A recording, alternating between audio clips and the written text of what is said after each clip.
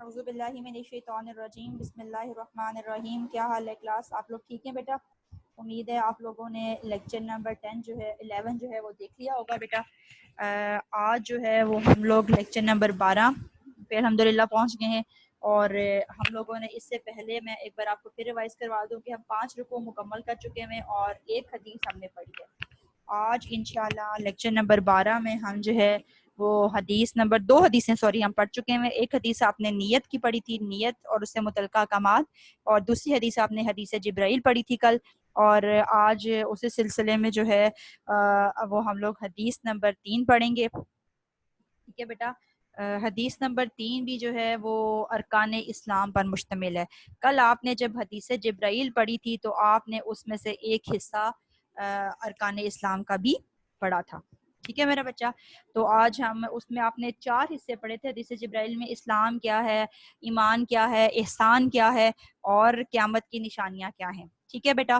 تو اس میں سے جو آپ نے پڑھا تھا نا کہ اسلام کیا ہے، جب جبرائیل علیہ السلام نے نبی صلی اللہ علیہ وسلم سے اسلام کے بارے میں پوچھا تھا تو آپ نے فرمایا تھا اسلام یہ ہے کہ تو گواہی دے اس بات کی کہ اللہ تعالیٰ کے سوا کوئی معبود نہیں اور محمد صلی اللہ علیہ وآلہ وسلم اللہ کے رسول ہیں، اور یہ کہ تم نماز قائم کرو، اور یہ کہ تم زکوٰۃ دو، اور یہ کہ تم بیت اللہ کا حج کرو اور رمضان کے روزے رکھو، ٹھیک ہے۔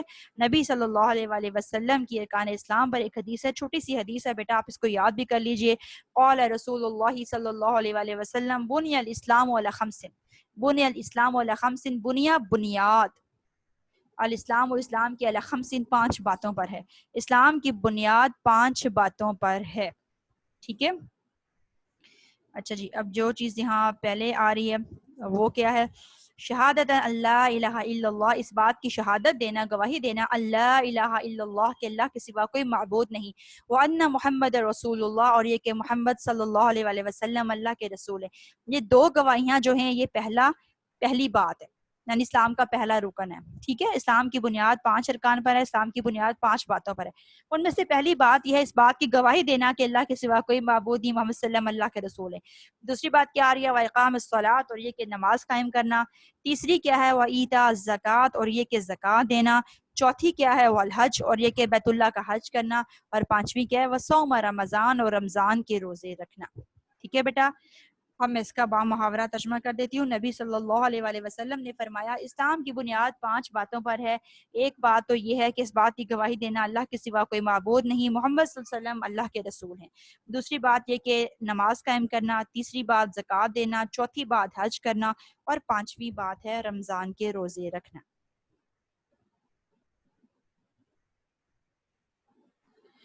ٹھیک ہے بیٹا۔ یہ میں نے آپ کے لیے کچھ سلائڈز بھی بنا دی، آپ ان کو دیکھ لیجئے گا، آپ کو یہ انشاءاللہ فنگر ٹپس پر یاد ہو جائیں گی، ٹھیک ہے۔ 1 بائی 1 آپ ان کو بے شک لکھ کے یاد کر لیجئے۔ بہت آسان روایات اور بہت آسان باتیں۔ ایک تو شہادتین ہے، اللہ کے تعالیٰ کے ایک ہونے کی گواہی دینا، محمد صلی اللہ علیہ وسلم اس کے بندے رسول اس کی گواہی دینا۔ دوسری بات نماز قائم کرنا، تیسری بات چیریٹی زکوٰۃ، ٹھیک ہے، اور چوتھی بات جو ہے وہ رمضان ہے فاسٹنگ، اور پانچویں بات کیا؟ پلگرمیج حج، ٹھیک ہے۔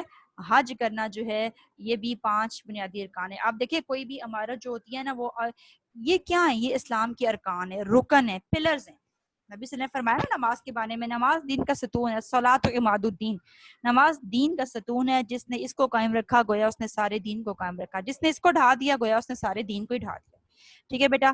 تو آپ نے جو ہے اگر ہم 1 بائی 1 سب کو ڈسکس کرنا شروع کریں اس سے پہلے دیکھیں کہ ارکان کیا ہوتے ہیں۔ ارکان وہ ضروری چیزیں ہوتی ہیں، رکن، رکن کسی بھی چیز کے وہ ایلیمنٹس ہوتے ہیں جس کے بغیر وہ چیز مکمل نہیں ہو سکتی، ٹھیک ہے بیٹا۔ اور آپ کی بھی اسلام کی عمارت، اسلام کی بنیاد مکمل نہیں ہو سکتی جب تک آپ ان 5 ارکان کو ادا نہیں کرتے، آپ ان کو پورا نہیں کرتے۔ اب اس میں سے پہلی بات کیا؟ یہ سب وہ چیزیں بیٹا جو آپ فرسٹ ایئر کمپلسری میں اور فرسٹ ایئر الیکٹیو میں پڑھ کر آ چکے ہو، ٹھیک ہے۔ ہم ان کو جسٹ ریپیٹ کر لیتے ہیں ایک بار کہ ایک تو شہادتین، 2 گواہیاں دینا۔ پہلی گواہی ہے کہ اللہ کے سوا کوئی معبود نہیں ہے، ہم جانتے ہیں بیٹا، ایاک نعبد و ایاک نستعین، لا الہ الا اللہ، اللہ لا الہ الا هو الحی القیوم، اللہ تو وہ ہے جس کے سوا کوئی معبود نہیں، وہی زندہ، تھامنے والا، قائم رکھنے والا ہے، ٹھیک ہے۔ اور نبی صلی اللہ علیہ وسلم نے فرمایا نا کہ جس نے لا الہ الا اللہ کا اقرار کر لیا اس کے لیے جنت واجب ہو گئی، ٹھیک ہے۔ پھر کیا فرمایا کہ لا الہ الا اللہ جنت کی کنجی ہے، ٹھیک ہے، چابی ہے۔ اور دوسری بات کیا ہے کہ محمد صلی اللہ علیہ وسلم اللہ کے بندے اور اس کے رسول ہیں۔ دوسری یہ گواہی دینا کہ محمد صلی اللہ علیہ وسلم یہ اسی ایک یعنی رکن اسلام میں سے یہ پہلے رکن کا حصہ ہے، گواہیوں میں سے دوسری گواہی ہے کہ محمد صلی اللہ علیہ وسلم اللہ کے بندے اور اس کے رسول ہیں۔ ہمارا یہ ایمان ہے کہ نبی صلی اللہ علیہ وسلم اللہ تعالیٰ کے بندے ہیں، یعنی پہلے وہ انسان ہیں اور اس کے بعد اللہ کے رسول ہیں، اور جب رسول ہیں تو پھر اللہ تعالیٰ کے آخری نبی رسول ہیں۔ قرآن مجید میں ارشاد ہوتا ہے نا، بسم اللہ الرحمن الرحیم، ما کان محمد ابا احد من رجالکم ولکن رسول اللہ وخاتم النبیین، محمد صلی اللہ علیہ وسلم نہیں ہے تم مردوں میں سے کسی کے باپ، لیکن وہ اللہ کے رسول اور آخری نبی ہے۔ ٹھیک ہے بیٹا، ہمارا اس بات کے پر مکمل عقیدہ ایمان ہونا چاہیے، کیونکہ اس گواہی کے بغیر تو ہمارا ایمان ہی مکمل نہیں ہوگا کہ محمد صلی اللہ علیہ وسلم اللہ تعالیٰ کے بندے اور اس کے آخری رسول ہیں۔ یہ گواہی دینا لازمی ہے، ہمارے ایمان کا، ہمارے عقیدے کا حصہ ہے۔ ٹھیک ہے، نبی صلی اللہ علیہ وسلم نے فرمایا نا کہ میں آخری نبی ہوں، تم آخری امت ہو۔ ٹھیک ہے، کیا فرمایا؟ لا نبی بعدی، میرے بعد کوئی نبی نہیں۔ ٹھیک ہے، تو یہ گواہیاں دو دینا ضروری ہے، یہ اسلام کا پہلا رکن ہے۔ دوسری چیز کیا؟ اقام الصلاۃ، اور یہ کہ نماز قائم کرنا۔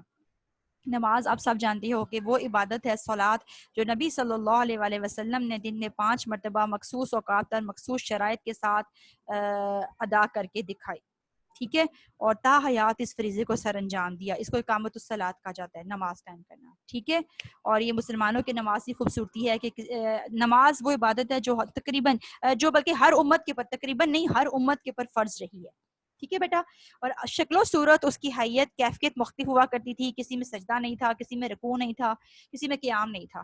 تو ہماری نماز کی، ہماری اس عبادت، نماز والی عبادت کی خصوصیت یہ ہے بیٹا کہ ہماری نماز کے اندر قیام بھی ہے، ہم تلاوت بھی کرتے ہیں، اس کے اندر رکوع بھی ہے، ہم جھکتے بھی ہیں، اس میں سجدہ بھی ہے، ہم اپنی جبین جس سے بڑی ہم اکڑ کا اظہار کرتے ہیں، ماتھا کھینچ کے رکھتے ہیں، ٹھیک ہے، وہ ہم زمین کے اوپر رکھ دیتے ہیں، ہم اپنے رب کے سامنے سجدہ ریز ہوتے ہیں۔ تو یہ ہماری نماز کی، ہماری صلاۃ کی، اس عبادت کی خوبصورتی ہے۔ ٹھیک ہے، اور دن میں 5 مرتبہ ہم اس کے دربار میں حاضر ہوتے ہیں۔ اسے آپ نے فرمایا صلاۃ عماد الدین، نماز دین کا ستون ہے، اور یہ اتنا عام رکن ہے۔ آپ دیکھیں، آپ نے فرمایا جس نے اس کو قائم رکھا اس نے گویا سارا دن قائم رکھا، گویا جس کا یہ قائم ہو گیا اس کا باقی دین بھی انشاءاللہ قائم ہو جائے گا۔ جو اس کو چھوڑ دے گا گویا اس نے باقی دین بھی چھوڑ دیا، وہ اسے خود ہی چھوٹ جائے گا۔ جب یہ فریضہ وہ انجام دینے کے قابل نہیں ہو تو باقی وہ کیسے ادا کر سکے گا؟ ٹھیک ہے، دن میں 5 دفعہ آپ کا رب آپ کو اپنی طرف بلاتا ہے تو اس کے دربار میں حاضری ضرور دیجیے۔ ٹھیک ہے، فرائض ادا کیجئے، ضرور ادا کیجئے، اللہ تعالیٰ مزید کی توفیق آپ کو دے گا۔ خشوع و خضوع کے ساتھ اس عبادت کو انجام دیجئے، یہ اللہ تعالیٰ کے ساتھ آپ کا تعلق جوڑتی ہے۔ قرآن مجید میں ارشاد ہوتا ہے نا، یا ایھا الذین آمنوا استعینوا بالصبر والصلاۃ، اے ایمان والو اللہ تعالیٰ سے صبر اور نماز کے ذریعے مدد طلب کرو۔ تو جب آپ نماز نہیں پڑھیں گے تو اللہ کی مدد آپ کو کیسے ملے گی؟ اللہ کی مدد کے حصول کا ایک ذریعہ صبر ہے تو دوسرا نماز ہے۔ صبر کے ذریعے آپ اس کیفیت کو برداشت کرتے ہو، اور نماز کے ذریعے آپ اللہ سے مدد طلب کرتے ہو، اس سے نکلنے کا راستہ پوچھتے ہو۔ تو نماز آپ کا آپ کے رب کے ساتھ تعلق قائم کرتی ہے، آپ باتیں کرتے ہو اپنے رب کے ساتھ۔ اس میں دیکھو سورہ فاتحہ تلاوت کرتے ہو، قرآن کا حصہ پڑھتے ہو، جھکتے ہو اس کے سامنے، اپنی عاجزی کا، انکساری کا اظہار کرتے ہو، اور یہ رب کو بہت پسند ہے۔ ٹھیک ہے، اس عبادت کو نہ چھوڑا جائے۔ پھر نوافل ہیں، سنت نمازیں ہیں، آپ وہ جتنی کثرت کے ساتھ پڑھ سکتے ہو پڑھو، تہجد ہے، اس میں پھر اوابین کے نفل ہیں، چاشت ہے، اور پھر جو ہے اشراق ہے۔ ٹھیک ہے، لیکن بنیادی طور پہ آپ کی پہلے 5 نمازیں لازمی ادا ہونی چاہیے۔ وَإِيتَاءُ الزَّکَاۃ، تیسرا رکن زکوٰۃ دینا یعنی چیریٹی۔ یہ کیا ہے کہ جب آپ کے پاس ایک مال مخصوص اماؤنٹ میں موجود ہے اور 1 سال کا عرصہ گزر چکا، تو پھر آپ کے لیے لازم ہے کہ آپ اس میں سے کچھ اماؤنٹ 2.5% جو آپ کی شریعت نے، آپ کے مذہب نے مقرر کیا، وہ اللہ کے راستے میں دو۔ یعنی ایک مال خاص اماؤنٹ میں ہونا چاہیے، اور وہ آپ جانتے ہو بیٹا 7.5 تولے سونا ہوگا، یا 52 تولے چاندی ہوگی، یا اتنی اماؤنٹ ہوگی، یا آپ کے پاس اگر 40 بھیڑ بکریاں ہیں تو بھی زکوٰۃ واجب ہوتی ہے، یا آپ کے پاس 30 گائے بھینس ہیں تو بھی زکوٰۃ واجب ہوتی ہے۔ ٹھیک ہے، یہ ساری مختلف کیٹیگریز ہیں، جس کو پورا کرے گا اس کے اوپر زکوٰۃ لازم ہوگی۔ زکوٰۃ کتنی ہے؟ 2.5% ہے۔ یعنی آپ کے پاس فار ایگزامپل سونا 7.5 تولے ہے اور 1 سال کا عرصہ گزر گیا، تو پھر اگر 1 سال میں اس کے اندر کمی بیشی ہوتی رہی تو پھر وہ کاؤنٹ نہیں ہوگا۔ لیکن اگر 1 سال سے آپ کے پاس 7.5 تولے سونا، 10 تولے سونا موجود ہے، ٹھیک ہے، تو پھر اگلے سال آپ نے یعنی 1 سال پورا ہونے پر اس کی زکوٰۃ دینی ہے 2.5%۔ آج دیکھ لیں تقریباً اگر زکوٰۃ جو ہے سونا اگر 1 لاکھ روپے تولہ ہے تو 7.5 لاکھ روپے اس کی اماؤنٹ بنتی ہے۔ اب 7.5 لاکھ تولہ میں سے زکوٰۃ کتنی بنتی ہے بیٹا؟ ہر لاکھ کے اوپر آپ 2,500 روپیہ نکالیے تو 14، 15، 16,000 روپیہ زکوٰۃ بنتی ہے۔ یعنی 7.5 لاکھ روپیہ بھی تو ماشاءاللہ آپ کے پاس موجود ہے، پھر بھی ایک انسان کی جان جاتی ہے زکوٰۃ دیتے ہوئے، اور وہ پسند نہیں کرتا۔ جبکہ زکوٰۃ، نبی صلی اللہ علیہ وسلم نے کیا فرمایا؟ زکوٰۃ کے ذریعے اپنے مالوں کو محفوظ قلعوں میں بند کر لو۔ اپنے زکوٰۃ کے ذریعے اپنے مالوں کو محفوظ کلوں میں بند کرو. یعنی زکوٰۃ دینے کے بعد آپ بے فکر ہو جائیے کہ آپ کے مال نہ چوری ہوگا، نہ اس کے اندر بے برکتی آئے گی، اللہ اس کے اندر خیر کا پہلو رکھے گا، وہ آپ کی ضروریات کے لیے پورا ہو جائے گا جو اپنے مال کی زکوٰۃ دیتی ہے. ٹھیک ہے. زکوٰۃ قرآن مجید میں کتنی جگہ دیکھیں، نماز کے ساتھ ساتھ اس کا ذکر ہے، اقیموا الصلاۃ وآتوا الزکوٰۃ، نماز قائم کرو زکوٰۃ ادا کرو. نبی صلی اللہ علیہ وسلم کو حکم دیا جا رہا ہے خذ من اموالہم صدقاتہم تطہرہم وتزکیہم بہا، کہ آپ صلی اللہ علیہ وسلم ان کے مالوں میں سے زکوٰۃ لے لیجیے اور اس کے ذریعے سے انہیں پاک اور صاف کیجیے. ٹھیک ہے. صوم رمضان، رمضان کے روزے رکھنا، فاسٹنگ. آپ کو پتہ ہے کہ ہر سال جو ہے مسلمانوں پر رمضان کے مہینے میں 29 یا 30 دنوں کے روزے ہوتے ہیں اور ان کو لازمی رکھنا بغیر کسی عذر کے چھوڑنا ممنوع ہے، گناہ کا باعث ہے. ٹھیک ہے.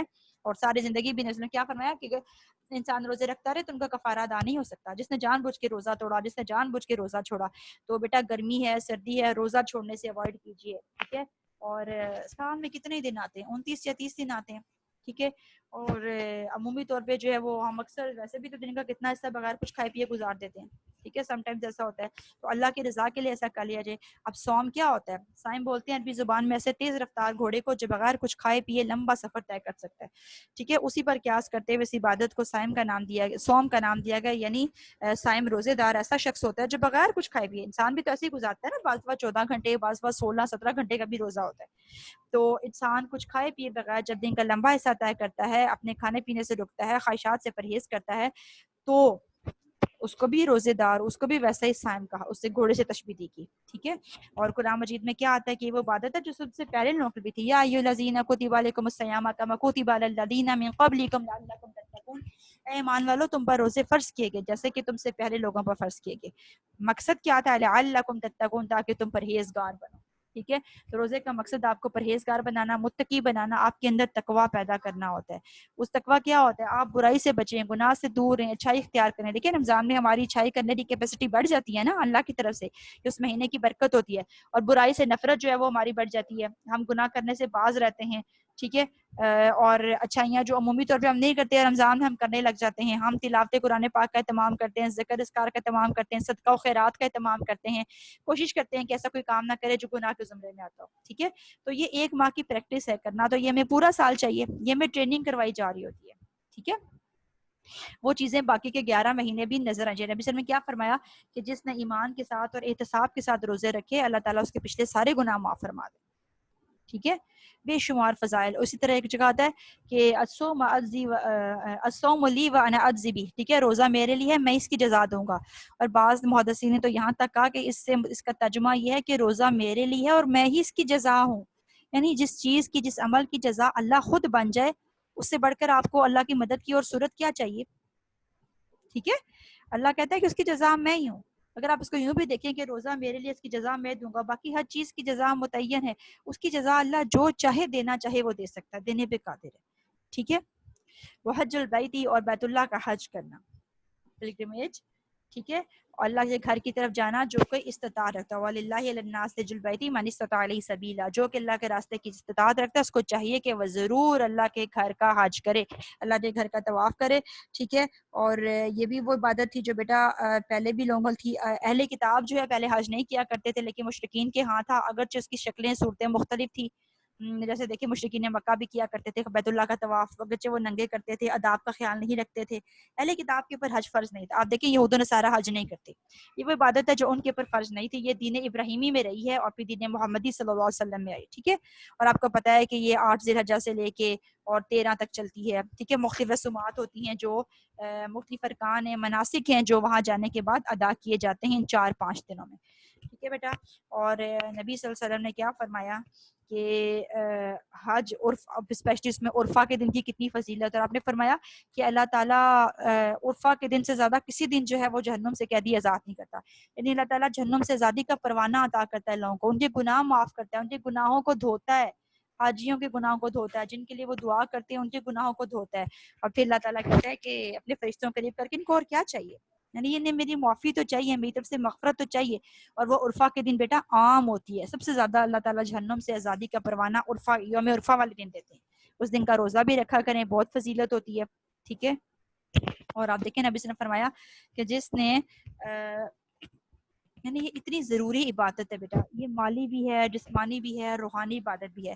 اسی لیے آپ صلی اللہ علیہ وسلم نے فرمایا کہ جس شخص نے کبھی بھی حج نہ کیا اور کبھی اس کی خواہش بھی نہ رکھی، یعنی سب سارے وسائل ہونے کے بعد، اس کے پاس صحت بھی تھی، اس کے پاس پیسہ بھی تھا، وسائل بھی تھے، اس کے باوجود اس نے کبھی خواہش نہیں رکھی، تو اللہ کو اس سے کوئی غرض نہیں وہ یہودی مرے یا نصرانی مرے. یعنی یہود و نصارہ حج نہیں نہ کرتے، تو اللہ کو اس سے کوئی غرض نہیں ہے وہ مومن ہونے کے باوجود انہی کے پیٹرن پہ چلا، انہی کے راستہ اختیار کیا نا، ان کی طرح حج نہیں کیا. تو حج کی نیت رکھیں، اللہ تعالیٰ سب کو وہاں جانا نصیب کرے، سب کو وہاں کی حاضری نصیب کرے. ضرور ارادہ رکھیں، ابھی سے اپنے دل میں یہ رکھیں، خواہش رکھیں، ٹھیک ہے. اور آپ نے کیا فرمایا کہ حج انسان کے گناہوں کو بہا کر ایسے لے جاتا ہے جیسے سیلاب خس و خاشاک کو. لیکن جب سیلاب آتا ہے تو بڑے سے بڑے درخت بھی اکھڑ جاتے ہیں، اپنی جگہ چھوڑ جاتے ہیں. تو خس و خاشاک ہوتا ہے گھاس پھوس، چھوٹی چھوٹی گھاس، وہ تو عام پانی پھینک کے ایک سے ٹوٹ جاتی ہے. تو جب سیلاب آتے ہیں نا تو بڑے بڑے درخت تو بہتے ہیں، چھوٹی چھوٹی گھاس پھوس تو ویسے ہی ساتھ چلی جاتی ہے. تو اللہ تعالیٰ یہاں پر بھی نبی صلی اللہ علیہ وسلم فرمایا، یہ فرما رہے ہیں کہ اللہ تعالیٰ انسان نے گناہوں کو تو ویسے ہی دھو ڈالتا ہے حج کرنے سے. اور پھر فرمایا نا کہ حج کے بعد حج مبرور کی جزا جنت کے سوا کچھ نہیں، یعنی جو حج مقبول ہو جائے. اور حج مقبول کی جزا کے، حج مقبول کے بعد حاجی ایسے ہوتا ہے گویا اس کی ماں نے ابھی جنم کیا ہو، یعنی وہ بالکل پاک صاف ہو جاتا ہے اور اس کی صفائی کا انتظام ہو جاتا ہے. ٹھیک ہے بیٹا، تو یہ 5 چیزیں ہیں، آپ ان کو فنگر ٹپس پر یاد کر لیجئے جیسے آپ کو سلائیڈ میں نظر آ رہی ہیں. شہادت لا الہ الا اللہ وان محمد رسول اللہ، اقامت الصلاۃ، ایتاء الزکوٰۃ، صوم رمضان، حج البیت اللہ الحرام، بیت اللہ کا حج کرنا. ٹھیک ہے بیٹا، یہ بخاری اور مسلم کی یہ روایت ہے جو آپ کے پاس ہے، میں نے آپ کو پہلے بھی بتایا. ایسی حدیث کو جو ہے حدیث سے اس کو متفق علیہ روایت کہتے ہیں، جس کے اوپر امام بخاری امام مسلم متفق ہوتے ہیں. ٹھیک ہے بیٹا، یہ دیکھ لیں، آپ کو ٹری کے ذریعے سمجھایا گیا ہے کہ اس کی کیا امپورٹنس ہے، یہ کیا ہے. تو آپ دیکھیں کہ اسلام کی بنیاد 5 چیزوں کے اوپر ہے. یہاں پہ دکھا دیا کہ اسلام جو ایک متنوع درخت ہے اور اس کی بنیادیں، ٹھیک ہے، یہ اس سے پھیلنے والی چیزیں ہیں. تو یہی 2 شہادتین آ جاتی ہیں، نماز آ جاتی ہے، زکوٰۃ آ جاتی ہے، رمضان کے روزے آ جاتے ہیں اور بیت اللہ کا حج آ جاتا ہے. چھوٹی سی حدیث ہے بیٹا، کوشش کیجئے کہ آپ اس کو یاد کر لیجئے، ٹھیک ہے. اور بڑی پیاری حدیث ہے. اور آپ کے ارکان اور نبی، یہ وہی چیز ہے جس کی تو نبی صلی اللہ علیہ وسلم نے خطبہ حجۃ الوداع میں ارشاد فرمایا تھا نا کہ تم اللہ تعالیٰ کے سوا کسی کی عبادت نہ کرو، 5 وقت کی نماز ادا کرو، رمضان کے روزے رکھو، بیت اللہ کا حج کرو، قریب ہے کہ تم اللہ کی جنت میں داخل ہو جاؤ گے. یعنی یہ وہ فرائض ہیں بیٹا، یہ وہ 5 فرائض ہیں جن کے متعلق سوال کیا جائے گا. یہ فرض عبادات ہیں، آپ ان کو نہیں چھوڑ سکتے. اچھا، اگر ہم ان فرض عبادات کو دیکھیں تو بیٹا ان میں سے بھی ہم دیکھیں تو 2 یا 3 ایسی ہیں جو سب کے لیے ہیں، باقی اس میں سے بھی 2 ایسی ہیں جو کہ سب کے لیے نہیں ہیں. وہ اگزامپل دیکھیں، سب نے گواہی دینی ہے کہ اللہ کے سوا کوئی معبود نہیں، محمد صلی اللہ علیہ وسلم اللہ کے رسول ہیں. ٹھیک ہے بیٹا، یہ تو ہو گیا. اس کے بعد دوسری آپ دیکھیے نماز کی فرضیت، یہ سب کے لیے، یہ کوئی بیمار بھی ہے، تندرست بھی ہے تو نماز ساقط نہیں ہوتی. اسی طرح آپ دیکھیں، ہاں کھڑا ہے تو بیٹھ کے پڑھ لے، بیٹھا ہے تو لیٹ کے پڑھ لے، ٹھیک ہے، نہیں تو اشارے سے پڑھ لے ورنہ مؤخر کر لے. اس کے بعد آپ دیکھیے کہ رمضان کو دیکھیے، نماز ہو گیا. اس کے بعد رمضان پر اگر آپ آئیے تو بیٹا رمضان کے روزے رکھنا یہ بھی ہر ایک کے اوپر فرض ہے. ٹھیک ہے، عمومی طور پہ سب کے پاس اتنی صحت تندرستی موجود ہوتی ہے کہ وہ روزے رکھ سکیں.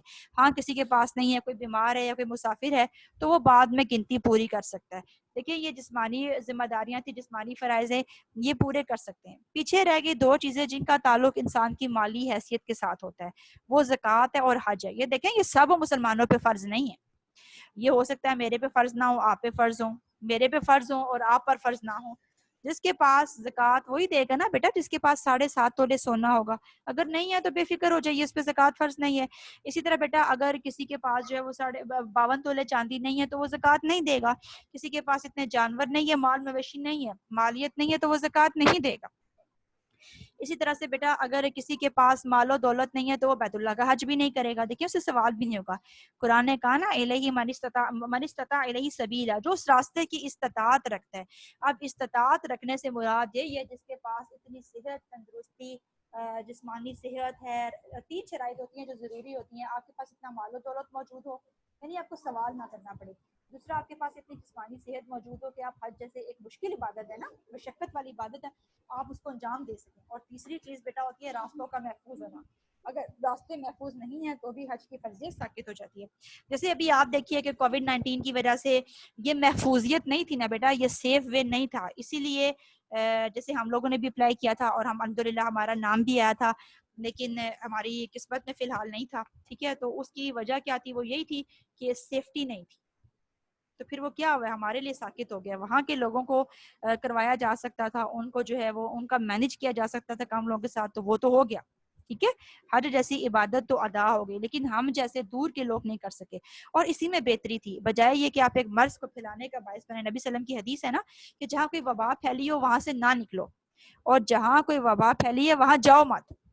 ٹھیک ہے، تو یہ ہم دونوں صورتوں میں پورے اتر رہے تھے. ہو سکتا ہے ہم یہاں سے کوئی جم کیری کر کے لے جاتے، ہو سکتا ہے وہاں پہ کوئی موجود ہوتا ایسا جس سے ہمیں لگ جاتا. تو احتیاط ایسے معاملات میں بہتر ہوتی ہے. ٹھیک ہے بیٹا، تو ان عبادات میں سے اگر آپ دیکھیں 3 عبادات ایسی ہیں جو ہر ایک پہ فرض ہیں. شہادتین گواہی دینا، نماز سب کے لیے فرضیت ہے، روزہ سب کے لیے فرضیت ہے. پیچھے رہ گئی 2 عبادات، تو 2 عبادات مالی عبادات ہیں جو سب مسلمانوں پہ فرض نہیں ہوتی. یہ انہی پہ فرض ہوں گی جو اتنی مالی حیثیت رکھتے ہوں گے. اگر وہ ان کی اتنی حیثیت اتنی کیپیسٹی نہیں ہے تو اللہ تعالیٰ نے اس عبادت کو ان سے ساقط کیا. پھر یہ جو اس کو پورا کر سکتا ہے وہ یہ ادا کرے گا، باقی لوگ اس کو ادا نہیں کریں گے. ٹھیک ہے بیٹا، یہ چیزیں آپ کو فنگر ٹپس پہ یاد ہو جانی چاہیے. ٹھیک ہے، یہ آج بیٹا ہماری تیسری حدیث تھی. الحمدللہ ہم نے اس کو مکمل کر لیا. ارکان اسلام پہ یہی آپ نے تقریباً کل پڑھی تھی، اور یہی آپ نے اسی مفہوم کی حدیث آج پڑھی ہے. آج ہم نے اس کو تھوڑا سا ڈیٹیل سے دیکھ لیا ہے، تو کل والی حدیث جبرائیل کی آپ کو تشریح بھی مل گئی ہوگی. ٹھیک ہے بیٹا، اس کو اچھی طرح سے دیکھ لیجیے گا. اس سے ریلیونٹ چھوٹی چھوٹی چیزیں میں پھر آپ کو بتا رہی ہوں، آپ کی کتاب کے آخر میں موجود ہوں گی، اس کو کمپلیٹ کر لیجیے گا. ٹھیک ہے بیٹا، جزاک اللہ خیر. اللہ حافظ، السلام علیکم.